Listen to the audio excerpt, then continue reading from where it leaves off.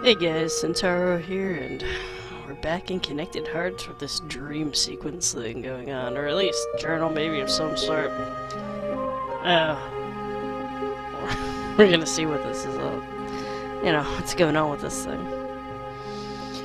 Let's see. This is now a very old story that maybe is not even worth telling. Long ago, there used to be a place in the mountains, apart from the noise and people, where children could live in peace.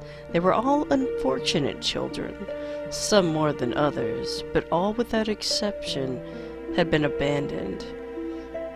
So we're getting into Lemony Snicket's series of unfortunate events, because that's the feel I'm getting. In their hearts, there was a hole. With time, some of them were able to close it, but for others, it was impossible. No matter how many days passed or how many friends they made, that hole didn't heal. Do you know what hopelessness is?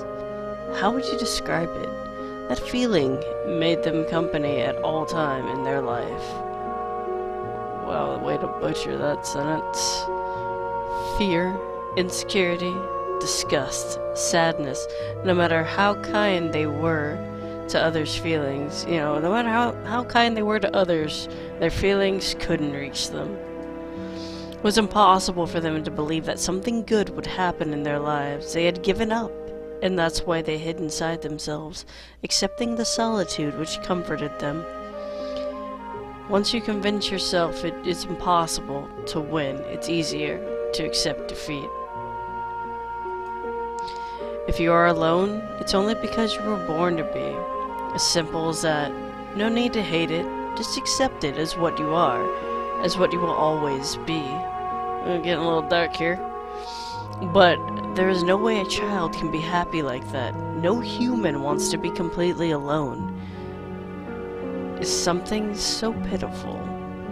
That's why, when the calamity happened, their souls were unable to obtain in peace. While their companions ascended around them, creating a beautiful scene, they were still down. They were left behind for a second time. Thinking about that created a crack in their hearts, but it wasn't going to stay like that. Somebody else found them, and surrounded by light and heat, hugged them between the ash. A hug like no other they could remember.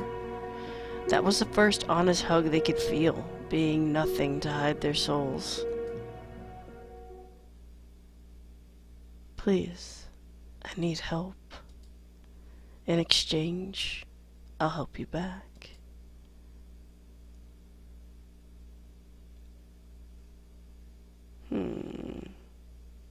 Whoa, where am I?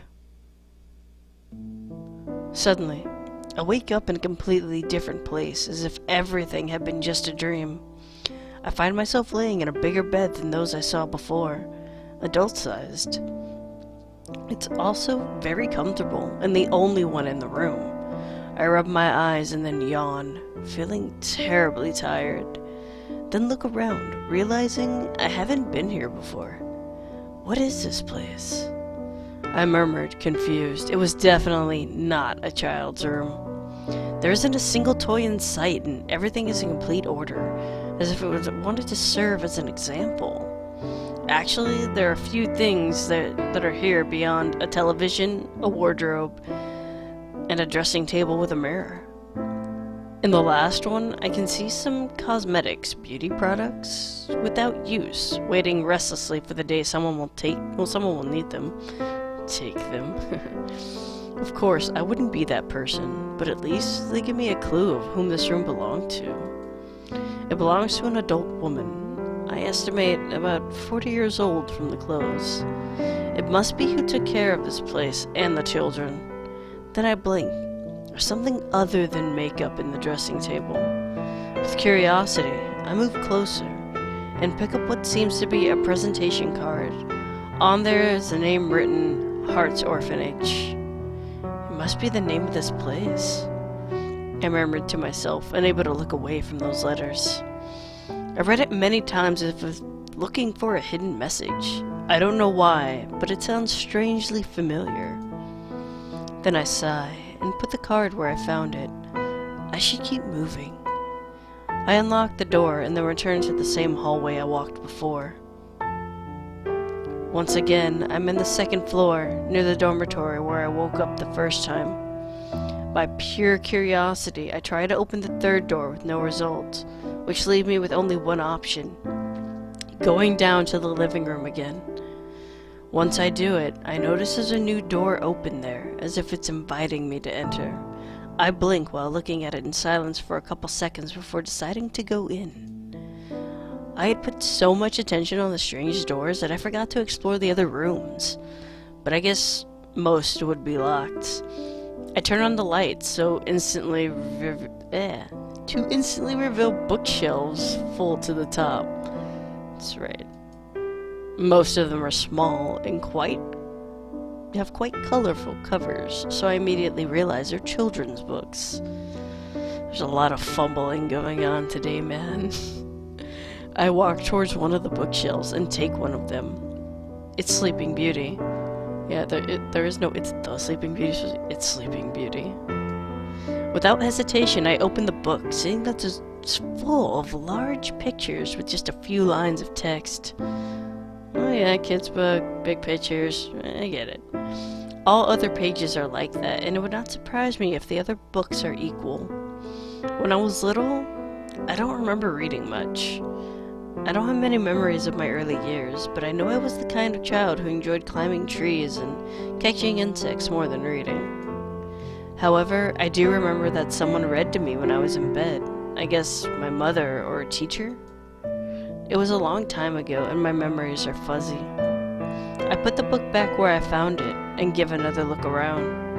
I guess the reason this room is locked is because children do not take good care of the books, and it also helps to have some control over when they can read them. I exclaim confused, seeing there's a book that protrudes slightly from others, as if someone had just read it and put it back in its place carelessly. It had a thicker cover than the others and significantly more pages. The Meaning of Dreams. I read the title aloud. This is not a children's book, but one for adults. I opened the book without knowing exactly what to look for. However, the answer is easier to find than I expected. Someone wrote a message on the first page. The Meaning of Dreams. When you dream, all places and people you see come from your memories. You might dream with people you have never seen before, like dreaming you're part of the Knights of the Round Table, but the faces...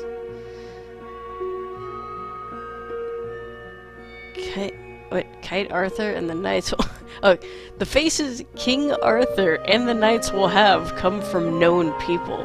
That's how the subconscious works. So if you believe you've never seen something, you must have simply forgotten. Or maybe it's true you've never seen it before and you're inside someone else's dream. Which one of the two do you like better, Gary? Ooh, we got a question. Alice.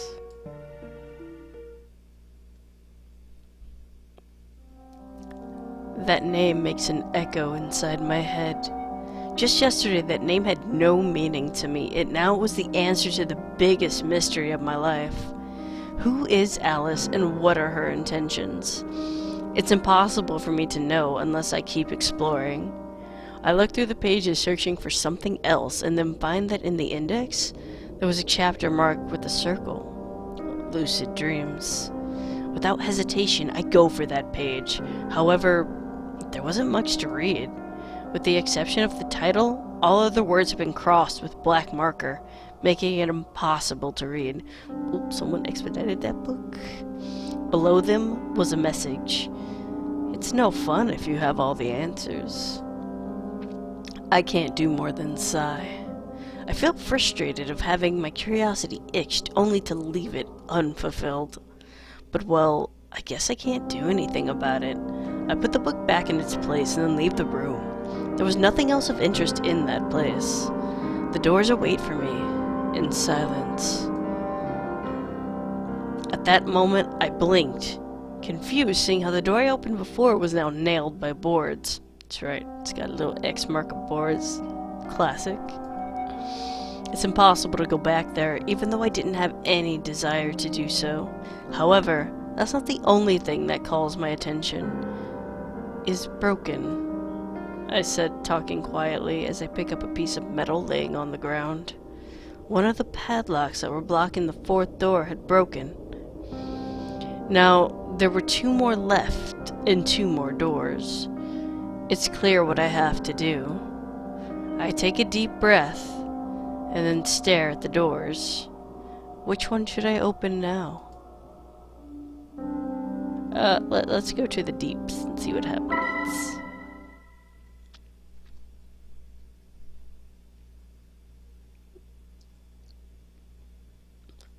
A sleepy groan escapes from my lips at the same time I open my eyes. Then I put a hand on my forehead, feeling it wet. It's not sweat, but water that was leaking from the roof. That's what woke me up, and in a very uncomfortable way. I get up from the bed and then sigh with annoyance. It takes me a couple of seconds to be conscious enough to realize where I am. I look around. It's a small room with barely the most basics to live. However, the more important thing is the material it's made of. It's not wood or stone like usual, but metal. I place a hand on the wall to make sure it wasn't a fake wall. The metal's terribly cold. Then I pull back my hand and scratch my head with a pensive face. I can't think of many rooms made of metal, except for those inside of a bunker. Anyway, thinking about it too much won't do me any good. I should look for a way to return home, or at least learn where I am. I open the door and enter a narrow hallway with dozens of pipes on the roof and walls. Ooh. When my feet step outside of the room, I realize something. My first guess was room. There's other places which would have rooms made of metal. I'm inside a sea ship. Does it mean a submarine? We can go with that term too. Or maybe a cruise ship liner, whatever. I get it, a sea ship. He's in something. I can feel how it slightly inclines to one side, and then the other, barely perceptible. Oh no, he could be underwater considering the roof is leaking. Unless they have really crappy pipes. I put a hand on my head, unable to imagine how I got to this place. Quite a night this was shaping to be, from being inside my room to exploring a huge ship in the middle of the ocean. I don't know, we'll just say you're on a carrier vessel then, bro. Well, at least I can't say anymore that my nights are boring. I think a submarine would have been more interesting. Out of curiosity, I try to open the doors in the hallway. Each one of them, without exception, are locked. I guess those are more cabins? Anyway, I doubt if there's anything of importance in them. I should look for the communications room. Maybe I could send a message from there. I murmur to myself as I walk to the end of the hallway, with my sight down as I think about it. To be honest, I doubt from the bottom of my heart that it'll work, but I can't abandon the idea so soon. However, I can't get too far. When I try to open the door at the end of the hallway, I realize it's locked. What the hell? I curse while struggling with no results. Soon I give up. It's clear the door won't open. Then I rub my face out of frustration. It's so unfair. What can you expect me to do if all the doors are locked? The only thing left for me is waiting. Something which causes me no joy at all. Usually I try to be patient, but in a situation as strange as this, it's hard for me to do. I start to think I might be trapped here, forever. What a miserable fate. After all, who would come to a lost ship? Clearly there's something wrong here. It's impossible for a ship this big to be this quiet. I haven't seen a single person this whole time. I sigh with my breath full of frustration, but then I almost jump in surprise. Behind me, I hear a sound. A door had suddenly opened. By reflex, I turn around and look at the door, not knowing what to expect. The thing that will come out from there is a person. right? I don't know why I'm doubting it. I would. You're in the middle of the damn ocean. But even if it's a human being, that doesn't make it any less scary. Maybe the real question I should ask is, what kind of person will come out from it? That's a good question. Let's take a peek. Oh, more silence. In silence, I let the seconds pass while my heart beats full of anguish. And that's the only thing that happens. In the end, all of my worries were wrong, because from there, nothing comes out. My heart slowly relaxes, returning to a confident feeling. It looks like the door opened all by itself. Thinking back, this should have been my first guest after seeing everything that happened this night. Slowly, I get closer to the cabin, being alert in case something comes out all of a sudden. That never happens, of course. Once I'm close, I take a peek, seeing a cabin just like the other one where I woke up. The most curious thing is that it seemed to have been used recently. The sheets are wrinkled, there's a glass of water half full on the table, the lights are on, and there's also looks to be a diary on the bed. I blink, doubting for a second before going in. What calls my attention the most is the diary. Everything else is only ordinary. It's open in a page near the end. Let's see. 5/23/2015. Again, a Deem leak appeared today, this time in the engine room. It's the third one this week, and each time they get bigger. When I took this job, I thought it was something safe, but now I'm starting to doubt it. Did they build this thing with cardboard? And we arrive at the port first thing? First thing I'm doing is suing the builders. June 1st, 2015. Looks like I underestimated the level of this emergency. I thought it was only leaks, but now I hear that the main bridge and the antenna are failing. We can forget about sending an SOS. Okay, so he is on some kind of like cruise liner or carrier ship or something like that. Looks like our only hope is arriving at the nearest port and getting off this as soon as possible.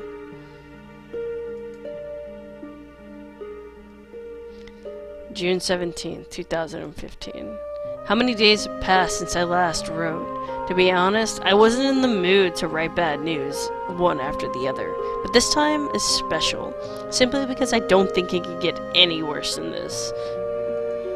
The engine room is flooded, and that means we're stuck in the middle of the ocean. Without communications or engines, we're finished. Our only hope is that another ship sees us, but I wouldn't hold my breath. Meanwhile, the captain, Mr. Rogerson, locked himself in his cabin. He doesn't answer our calls, and by now all the crew is convinced he's never going out. If there's something left to do, that will be our own hands. If there's even a thing to do. Not a date. I have no idea how much time has passed. Like, I know it's supposed to be sad, but dang. Sensation of time vanished when the days became the same, as if we were trapped in the same day forever. To make it worse, there are days I pass sleeping completely. Or at least, I think it's only for a single day. It could have been weeks, or even years. Anyway, I've lost all of the interest in writing, so I guess this will be the last time I do it. For real. Once again, this is a special occasion. Remember when I said this couldn't get any worse? Well, I was wrong. It seems we aren't only lost in the middle of the sea, uncommunicated in a ship that slowly fills with water, but also that something's gotten inside the ship, voting on the Bermuda Triangle drifting thing going on. My partners talk about weird creatures in the flooded decks. Monsters from the deep sounds like a name proper of a bad movie, and yet, after hearing their stories, I can't think of a more proper name. What will be of us? Only time will tell. But I'm not hopeful. Wow, it's a pretty intense diary. The messages end there. All the next pages are blank. There's no signature or any indication of who wrote the diary. I sigh when I finish reading, and then scratch my head confused. I have no idea how I should react to this. I'm afraid, that's for sure. But also a bit of anxiety and even pity after reading his story. Then I suddenly turn around, feeling my whole body shake in fear. Out of nowhere, a metallic sound disturbed my thoughts. What is that? I said to myself, seeing a key laying on the ground. My eyes are fully open, and my heart beats so fast I can feel it up in my throat. The object itself is nothing to fear. However, the question of how it got there makes me tremble to the soul. It wasn't an accident. It seems like while I was busy reading, someone snaked behind me and dropped it. Thinking that sends shivers down my spine. My throat is dry while my mouth tastes a bitter flavor. I stand there, immobile for a couple of seconds, until I remember I still have to find a way to go back. Even if it was frightening, the apparition of the key was great use. Now I can escape this place and continue exploring. Without second thoughts, I pick up the key and walk to the door at the end of the hallway. Alright, I'm gonna stop our little exploration there. It's been a hell of a day, so we'll continue this next time. So alright guys, until then, have a good one.